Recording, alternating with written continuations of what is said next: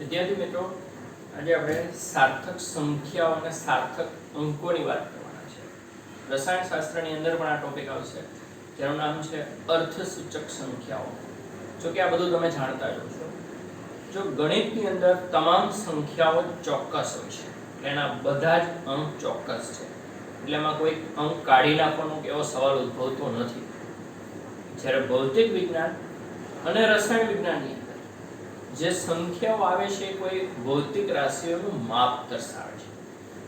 ભૌતિક રાશિઓનું માપ હોય તો માપ કોઈ સાધનથી માપેલું હોય, સાધનથી માપેલો પ્રયોગ કરીને માપેલો હોય, તેમાં કોઈ ત્રુટિ પણ હોઈ શકે છે, વ્યક્તિગત હોય, સાધનની હોય. એટલે એ જે સંખ્યા છે એના ચોક્કસતાનો, એના સાર્થકતાનો સવાલ ઉત્પન્ન થાય છે. મોટે ભાગે દશાંશ ચિહ્નવાળી જે સંખ્યાઓ આવતી હોય છે એમાં આગળના બધા અંકો તો સાર્થક, ચોક્કસ, વિશ્વસનીય હોય છે, પણ એક છેલ્લો અંક હોય ને એ થોડો અચોક્કસ હોય છે. દાખલા તરીકે આપણે ઉદાહરણથી સમજીએ કે માની લો કે આ મીટર પટ્ટીનો એક અંશ આપણે દોરીએ છીએ. એમાં ધારો કે અહીંયા 4.5 છે અને અહીંયા 4.6 છે સેન્ટીમીટર. તો આની વચ્ચે આપણે 10 કાપાઓ લેશું. એક કાપો મિલીમીટરનો થશે. તો અહીંયા 4.51 થશે. આ 50 અને 60 જ આપણે ગણીએ ને. 4.51, 4.52, 4.53, 4.59 ને 4.60 થઈ જાય.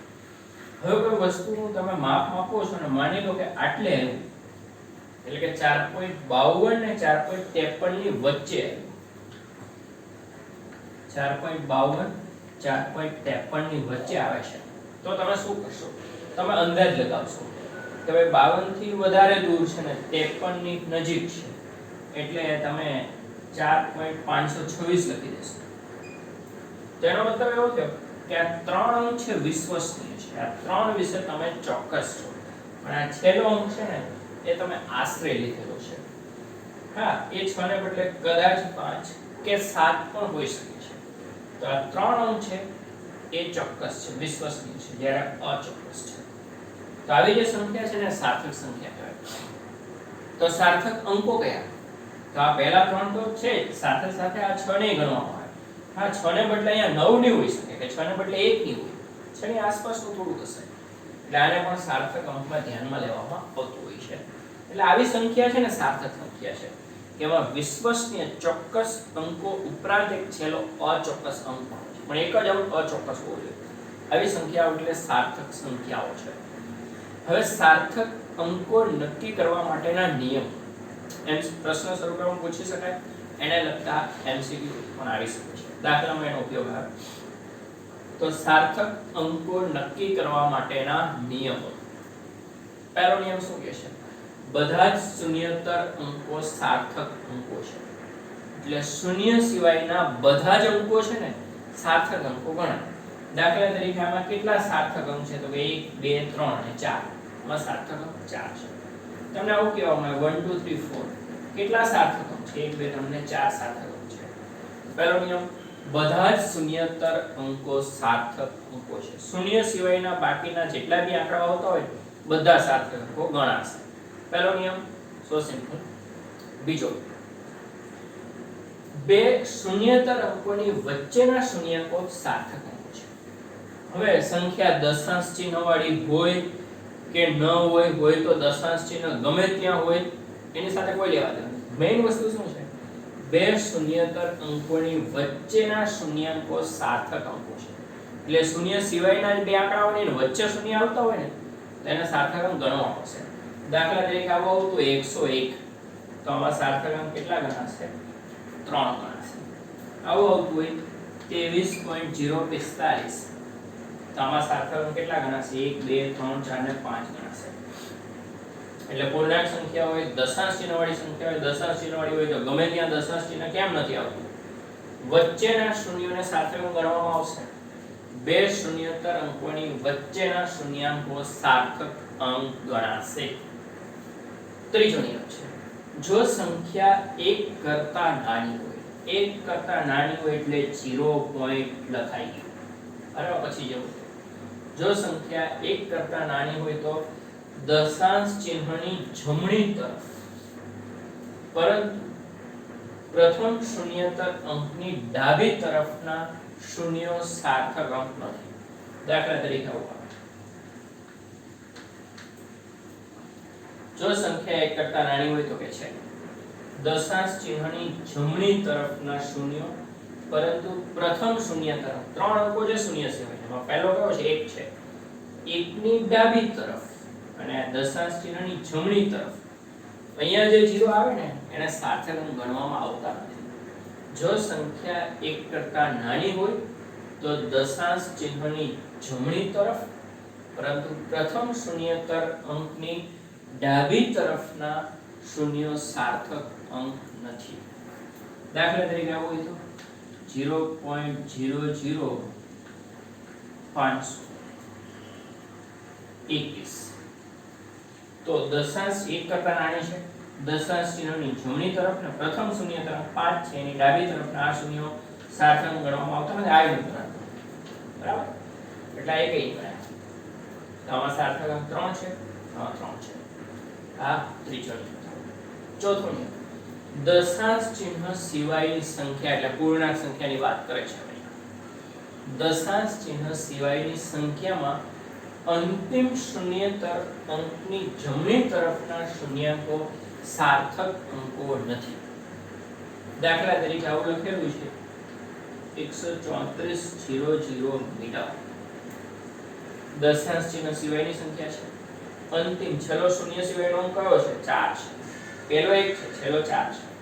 તો એની જમણી તરફના જે 0 આવે છે ને સાર્થક અંકો ગણવામાં આવતા નથી. દશાંશ ચિહ્ન સિવાયની સંખ્યામાં અંતિમ શૂન્યતર અંકની જમણી તરફના શૂન્યાંકો સાર્થક અંકો નથી.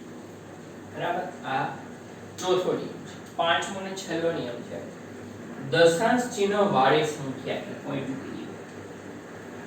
દશાંશ ચિહ્ન વાળી સંખ્યામાં અંતિમ શૂન્યતર અંક પછીના બધા જ શૂન્યાંકો સાર્થક અંક છે. હવે આગળ ગમે તે હોઈ શકે. દાખલા તરીકે 11 છે, અહીંયા 0 છે, અહીંયા 250 છે. નિયમ, દશાંશ ચિહ્ન વાળી સંખ્યા તો છે અંતિમ શૂન્યતર અંક, છેલ્લો શૂન્ય સિવાયનો અંક કયો છે 5 છે.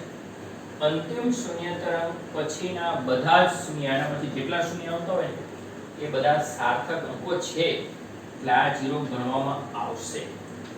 બરાબર, આ તો વચ્ચેનો છે તો ગણાશે. કુલ કેટલા સાર્થક અંક? 1 2 3 4 5 ને 6 સાર્થક અંક થશે. બરાબર, આ રીતના નિયમો છે. તો પ્રશ્ન સ્વરૂપે પૂછાયેલા 5 નિયમો વૈજ્ઞાનિક ભાષામાં બધા શૂન્યતર અંકો સાર્થક અંકો છે. બે શૂન્યતર અંકની વચ્ચેના શૂન્યાંકો સાર્થક અંકો છે. જો સંખ્યા 1 કરતા નાની હોય તો દશાંશ ચિહ્નની જમણી તરફ, પરંતુ પ્રથમ શૂન્યતર અંકની ડાબી તરફના શૂન્યાંકો સાર્થક અંક નથી. દશાંશ ચિહ્ન સિવાયની સંખ્યામાં અંતિમ શૂન્યતર અંકની જમણી તરફના શૂન્યાંકો સાર્થક અંકો નથી. દશાંશ ચિહ્નવાળી સંખ્યામાં અંતિમ શૂન્યતર અંક પછીના બધા જ શૂન્યાંકો સાર્થક અંકો છે. પાછી હવે મોટે ભાગે આવા પ્રશ્ન પૂછવાની શક્યતા ઓછી હોય છે, પણ યાદ રાખવા આપણે એટલા માટે કારણ કે સાર્થક અંકો નક્કી કરવાના હોઈ શકે છે. તો આપણે આપણી ભાષામાં સમજીએ ને, સરળ ભાષામાં, દેશી ભાષામાં શું કહેવા માંગે છે. 5 નિયમો છે, એને આપણે ઓછા કરીને શું કરી શકીએ. પહેલો નિયમ તો એ જ શૂન્ય સિવાયના બધા ગણાય જ છે, શૂન્ય સિવાયના બધા ગણવાના જ છે. તો સવાલ કોનો છે? ખાલી શૂન્યનો સવાલ ઉત્પન્ન થાય છે ને. પહેલા નિયમ કયો આવશે? શૂન્યનો સવાલ ઉદ્ભવે છે. તેમાં શૂન્ય ક્યાં હોઈ શકે? કાં તો આગળ શૂન્ય હોઈ શકે, કાં તો પાછળ શૂન્ય હોઈ શકે, કાં તો વચ્ચે શૂન્ય હોઈ શકે. બોલો, વચ્ચેનો શૂન્ય કાઢી શકીએ આપણે? એટલે વચ્ચેનો શૂન્ય ગણવાનો છે. એમાં દશાંશ ચિહ્ન હોય કે ન હોય, આપણે સરળ નિયમ, વ્યાપક નિયમ, વચ્ચેના 0 ગણવાના. આગળના 0 ગણાય જ નહીં. આવું લખેલું હતું 0.25 0.07, આ 0 ગણાય. આગળના 0 ગણવાના. પૂર્ણાંક સંખ્યાની વાત કરીએ. પોઈન્ટ વાળી સંખ્યા હોય અહીંયા હતી પોઈન્ટ. એક કરતા નાની સંખ્યા 0.0025 તો આપણે ગણીએ છીએ. આમાં ગણ્યું નથી. મતલબ આગળના 0 ગણાશે નહીં. વચ્ચેના 0 ગણાય, આગળના નહીં ગણાય. દશાંશ ચિહ્ન વાળી હોય કે પૂર્ણાંક સંખ્યા. પૂર્ણાંકમાં જો કે આગળ વધતા જ નથી. તો હવે સવાલ કયો? પાછળના 0 નો સવાલ થયો ને. પાછળના 0 માં 110 ગણાય નહીં. પણ આવું હોય તો 11.20 ગણાય. હા ગણાય. તો પૂર્ણાંક સંખ્યામાં છેલ્લા 0 ગણવામાં આવતા નથી. દશાંશ ચિહ્ન વાળી સંખ્યામાં છેલ્લા 0 ગણવામાં આવે. તો શું સમજ્યા? શું નિયમો કહે છે? વચ્ચેના 0 ગણવાના જ છે. આગળના 0 ગણાય નહીં. પૂર્ણાંક બાદ આગળ 0 આવે નહીં. એક કરતા નાની સંખ્યામાં આગળ 0 આવે પણ એ ગણાય નહીં. પૂર્ણાંક સંખ્યા હોય તો પાછળના 0 ગણાય નહીં અને પોઈન્ટ વાળી હોય તો પાછળના 0 ગણાય. તો શું નિયમ થશે? એક કરતા નાની સંખ્યામાં આગળ 0 આવે, આગળના 0 ગણાય નહીં. પૂર્ણાંક હોય તો પાછળના પણ ગણાય નહીં. એક જ નિયમ થઈ આમ તો જોવા જઈએ તો. આગળના 0 ગણાય નહીં, પૂર્ણાંક હોય તો પાછળના બી ન ગણાય. ખાલી આટલું યાદ રાખો, બધા નિયમો આવી જાય. તો એની આપણે ટેસ્ટિંગ કરીએ. એને લગતું ઉદાહરણ તો નથી ટેક્સ્ટ ની અંદર, સ્વાધ્યાયનો દાખલો છે. તો આપણે દાખલામાં જોઈએ સાર્થક અંકો કેટલા આવે છે. હવે આપણે એ સ્વાધ્યાયનો દાખલો ગણીશું. જે આપણે સ્વાધ્યાય કે દાખલાઓ નથી ગણ્યા, ક્રમમાં નહીં ચાલીએ. સાર્થક સંખ્યાનો જે હશે ને તે ધ્યાનમાં લેશું. સ્વાધ્યાય 2 પોઈન્ટ કેટલાનો છે?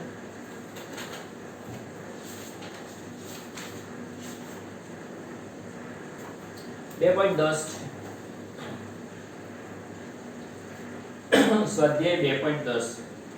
નીચે આપેલ સંખ્યાઓમાં સાર્થક અંકો નક્કી કરો. a કેટલું છે? 0.007 મીટર સ્ક્વેર. જો ભૌતિક રાશિઓનો માપ છે તો પાછળ એકમ આપે છે. કેટલા સાર્થક અંક ગણાશે? આગળના 0 ગણાય નહીં. શૂન્ય સિવાયના બધા ગણવાના છે. એક અને માત્ર એક જ સાર્થક અંક છે. કયો? 7. સાર્થકની સંખ્યા 1 છે. કયો છે તો આપણી જાણકારી આપી છે. b શું આપેલું છે? 2.64 10^24 કિલોગ્રામ છે. કેટલા સાર્થક અંક છે? અનડાઉટલી બધા શૂન્ય સિવાયના છે. 3 સાર્થક અંક છે. કયા કયા લખવું હોય તો 2, 6 અને 4. આની જરૂર હોતી નથી, મેઇન પાર્ટ છે. 0.2370 ગ્રામ સેન્ટીમીટરનો -3 ઘનતા છે. બોલો આગળના 0 ગણાય? પૂર્ણાંક હોય તો પાછળના ગણાય. પણ આ તો પોઈન્ટ વાળી છે એટલે પાછળનો 0 ગણાશે. તો કેટલા આવે? 1, 2, 3 અને 4. સાર્થક અંકોની સંખ્યા 4 છે. કયા કયા? 2, 3, 7 છે. d 6.320 joule. 6.320 જૂલ. કેટલા છે? પોઈન્ટ વાળી છે એટલે છેલ્લો 0 ગણાશે. એટલે બધા જ આમાં તો 4. 6, 3, 2, 0. e 6.032 ન્યૂટન મીટરનો -2 ઘાત. વચ્ચેના 0 ગણાય જ છે ગમે તે હોય. કેટલા છે? 4.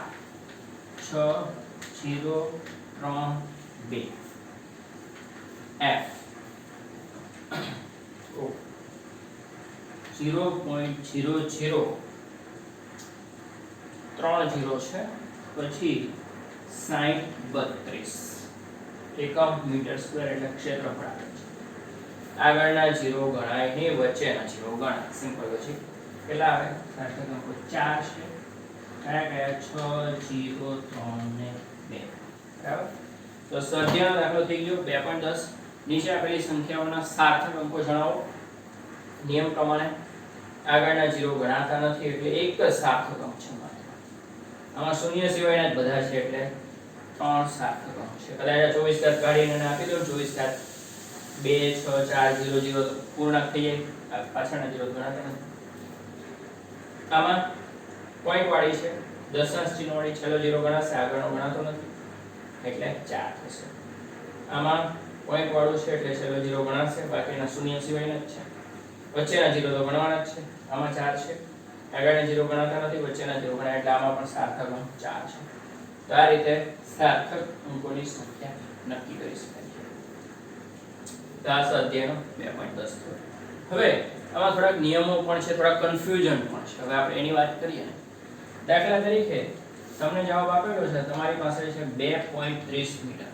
એ કોઈ વસ્તુની લંબાઈ 2.30 મીટર છે. સેન્ટીમીટરમાં ફેરવો તો 230 સેન્ટીમીટર. આમાં કેટલા સાર્થક અંક છે? પોઈન્ટ છે. જો આ 0 મહત્વનો હોય તો જ તમે લખો, નહીતર 2.3 મીટર લખો. તમે 2.30 ક્યારે લખી શકો છો? તમને ખબર છે કે અહીંયા 0 ની નજીક જ છે તો જ. એટલે આમાં સાર્થક અંક 3 છે. જ્યારે આ પૂર્ણાંક થઈ ગયું, પૂર્ણાંકમાં છેલ્લા 0 ગણાતા નથી તો આના સાર્થક અંક તો 2 થઈ ગયા. આના 2 સંખ્યા તો એકની એક જ છે, બે સરખા જ છે. આવું કેમ? કન્ફ્યુઝન પૂછવાનું. તો આવી પરિસ્થિતિ આવી શકે છે. કદાચ તમારા મનમાં હવે ઉદ્ભવી ગયું, આ મેં લખ્યું એ પહેલા તો તમે બહુ સ્માર્ટ કહેવાય. તો આવું થાય ત્યારે શું કરવું? એનું ઓપ્શન, એનો વિકલ્પ શું છે? એનો વિકલ્પ એ છે કે આવી આડેધડ એકમો બદલો તો સાર્થક અંક બદલાય. કોઈ પણ ભૌતિક રાશિના એકમો બદલવાથી સાર્થક અંકો બદલાવા જોઈએ નહીં. એ તો તમને ખબર જ છે. તો પછી આવું કરવાનું જ નહીં. કઈ રીતે દર્શાવવાનું? દરેક સંખ્યાને વૈજ્ઞાનિક પદ્ધતિમાં દર્શાવી. ખાસ કરીને સાર્થક અંકોનો સવાલ ઉત્પન્ન થતો હોય ને ત્યારે દરેક સંખ્યાને વૈજ્ઞાનિક પદ્ધતિમાં દર્શાવી. વૈજ્ઞાનિક પદ્ધતિમાં એટલે શું કરવાનું? આ રીતે લખીએ આપણે 1 ગુણ્યા 10 નો b ઘાત. એટલે a એટલે એક અંક પછી પોઈન્ટ આવતું હોય એવા સ્વરૂપમાં ફેરવી દેવાની અને બાકીના ઘાતમાં લઈ લેવાના. બરાબર? એટલે દાખલા તરીકે અહીંયા હોય તો આને તમે કેમ લખી શકો? 2.30 ને 10 નો 2 ઘાત સેન્ટીમીટર. તો આના સાર્થક અંક 3 છે, આનાથી 3 જ છે બદલાશે. એટલે વૈજ્ઞાનિક પદ્ધતિમાં દર્શાવવામાં આવે છે. કોઈ પણ સંખ્યા કન્ફ્યુઝન ઉત્પન્ન થતું હોય તો વૈજ્ઞાનિક પદ્ધતિમાં દર્શાવી દેવાય. a એટલે એક આંકડા પછી પોઈન્ટ હોય એવી સંખ્યા અને b એટલે 10 નો ઘાત છે. ઘણી વખત કોઈ સંખ્યાને રાઉન્ડ ઓફ કરવાની પણ જરૂર પડતી હોય, ખાસ કરીને દશાંશ ચિહ્ન વાળા હોય ને ત્યારે રાઉન્ડ ઓફ કરવાની જરૂર પડતી હોય છે. તો રાઉન્ડ ઓફ માટેના પણ નિયમો આવે છે. એ પણ આપણે જાણી લઈએ. રાઉન્ડ ઓફ માટેના નિયમો શું કહે છે એ તો બધા તમે જાણતા હશો. પોઈન્ટ વાળી હોય, છેલ્લો અંક કાઢી નાખવાનો હોય, તો જે અંકને પડતો મૂકવાનો એ 5 કરતા નાનો હોય તો તમે શું કરો? એમનો પડતો મૂકી દો. કે જે અંક પડતો મૂકવાનો છે 5 કરતા નાનો હોય તો એમનો પડતો મૂકી દેવો. જે અંક પડતો મૂકવાનો છે, કાઢી નાખવાનો છે 5 થી મોટો હોય તો શું કરો? એના આગળના એટલે પૂર્વવર્તી અંકમાં એકનો વધારો કરવો. આપણે ઉદાહરણથી સમજીએ ને. માની લો કે આવું આપેલું છે 2.523. મારે 3 સાર્થક અંક સુધી આને રાઉન્ડ ઓફ કરવું છે. 3 સાર્થક અંક. આ ચોથો અંક છે, એને કાઢી નાખવો પડે. 5 થી નાનો છે એટલે એમનો પડતો. 5 થી મોટો હોત તો શું થાત? એના પૂર્વવર્તી અંકમાં એકનો વધારો થાય. તો આપણે શું લખી શકીએ? 2.53. બરાબર? 5 થી નાનો હોય એમનો પડતો મૂકી દેવો. 5 થી મોટો હોય તો પૂર્વવર્તી અંકમાં એકનો વધારો કરવો. પણ 5 જ હોય તો શું કરવું? તો પાછા બે નિયમ છે. 5 હોય તો પૂર્વવર્તી અંક જો પૂર્વવર્તી અંક બેકી હોય તો એમનો પડતો મૂકી દેવો. બેકીમાં કોણ પણ આવી શકે? 0, 2, 4, 6, 8. ચાર અંક હોય અને આ 5 હોય પડતો મૂકી દેવો. કેટલા થાય? 2.52 છે. પણ ધારો કે અહીંયા 3 હોત ને અહીંયા 5 હોત તો શું થાય? તો જેમ પડતો મૂકવાનો છે 5 જ હોય તો આગળનો જોવા પૂર્વવર્તી અંક જોવાનો. એકી હોય, એકીમાં કોણ આવી શકે છે? 1, 3, 5, 7, 9. તો આગળનો એકનો વધારો કરો. તો અહીં એકનો વધારો થાય કેટલા થશે? 2.54 થશે. તો રાઉન્ડ ઓફ ના નિયમો ખબર પડી ગઈ. જે અંક પડતો મૂકવાનો હોય તે 5 થી નાનો હોય તો એમનો પડતો મૂકી દો. 5 થી મોટો હોય તો પૂર્વવર્તી અંક આગળના અંકમાં એકનો વધારો કરો. અને 5 હોય તો પૂર્વવર્તી અંક પહેલા જોવાનો. બેકી હોય તો એમનો પડતો મૂકી દેવાનો. 0, 2, 4, 6, 8 હોય. એકી હોય 1, 3, 5, 7, 9 તો એકનો વધારો. આ રાઉન્ડ ઓફ માટેના નિયમો કહે છે. અને એકમ બદલવાથી સાર્થક અંકો બદલાતા નથી. બદલાય એવું લાગતું હોય તો વૈજ્ઞાનિક પદ્ધતિમાં દર્શાવી દેવાનું a ગુણ્યા 10 નો 2 ઘાત એટલે એક આંકડા પછી પોઈન્ટ આવતી હોય એવી એક સંખ્યા અને બીજા બાકીના 10 ના ઘાતમાં લઈ લેવાના ઘાત ધન ઋણ ગમે તે આવી શકે બરાબર આ રીતે સાર્થક અંકો નક્કી કરવામાં આવે છે એટલે આ નિયમો જળવાય એવી રીતે આ નિયમમાં કન્ફ્યુઝન થાય તો છેલ્લો ઓપ્શન વૈજ્ઞાનિક પદ્ધતિમાં દર્શાવવાનું રહેશે બરાબર હવે એનાથી આગળ વધીએ તો સાર્થક સંખ્યાઓના સરવાળા કે બાદબાકી કરવાના આવે ગુણાકાર કે ભાગાકાર કરવાના આવે ત્યારે આપણે શું કરી શકીએ છીએ કે સાર્થક સંખ્યાઓના સરવાળા બાદબાકી કે ગુણાકાર ભાગાકાર કરવો હોય તો એના માટેના નિયમો શું કહે છે એ પણ આપણે જોઈશું અને સાથે અમુક ચોક્કસ સંખ્યા જેના સાર્થક અંકોની પણ વાત કરીશું બરાબર નેક્સ્ટ લેક્ચર